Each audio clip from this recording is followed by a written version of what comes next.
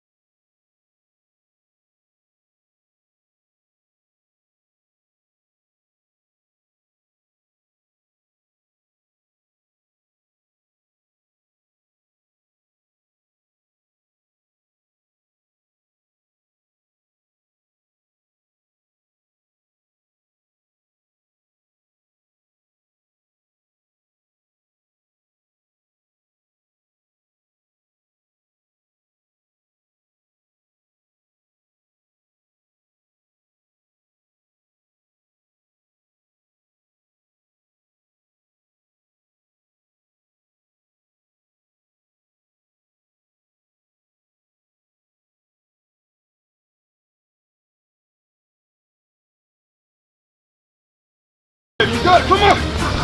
Go for it! Nice work, come on.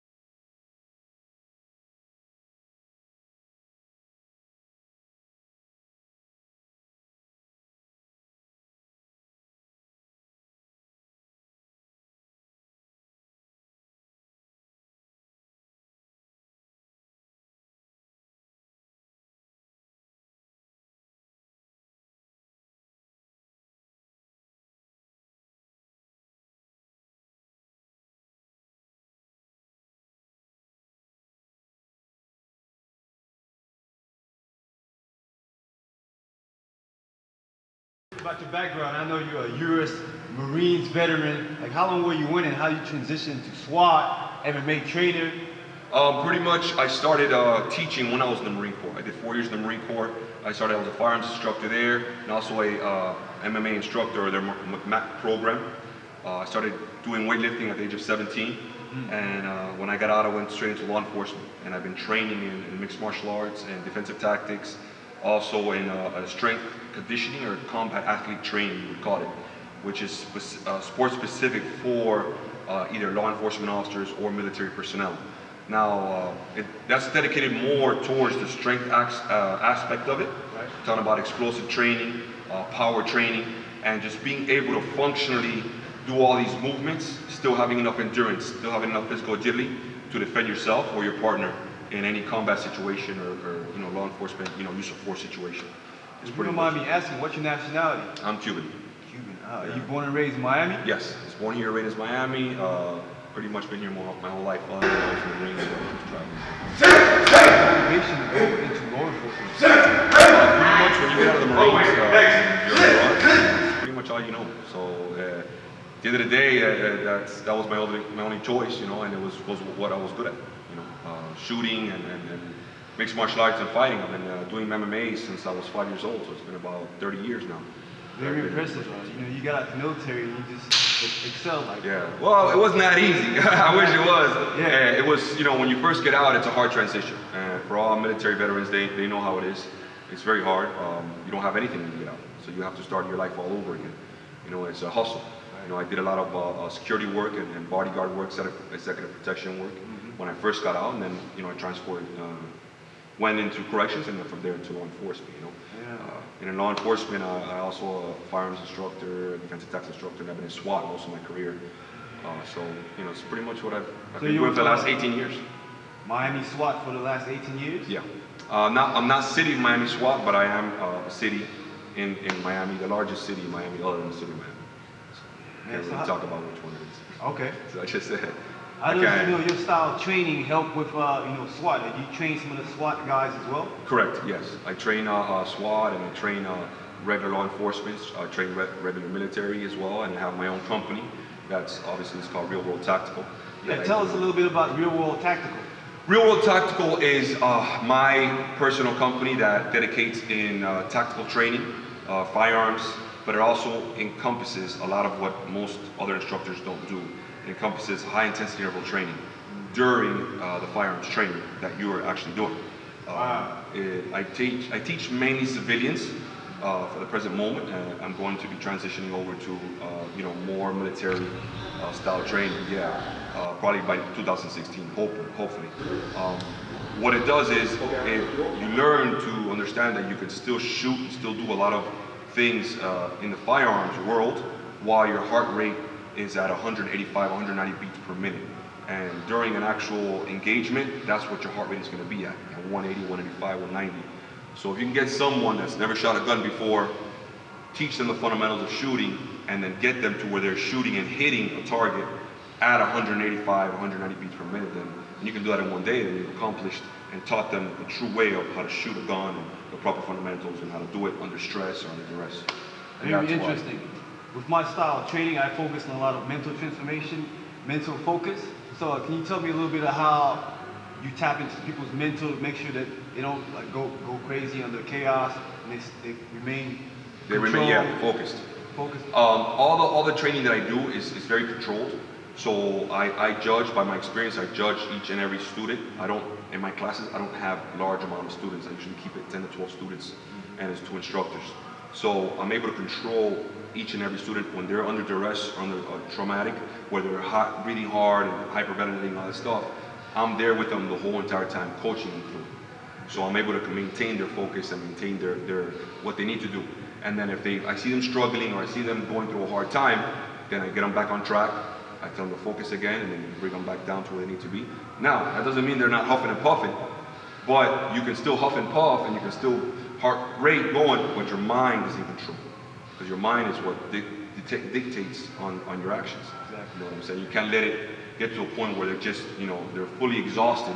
So if I have a 40-year-old male, I'm going to push him to his threshold. It's not the same threshold that a 25-year-old male has. 25-year-old male, I can push him a little bit harder. So it is catered to each and every person, so to make it, so everybody can enjoy it, not just, Sounds like training everybody can go through, because a lot of people fold under stress. Correct. So, and at the end of the day, when they see what they can do under that stress factor, under under breathing hard, under their heart rate, they feel an accomplishment.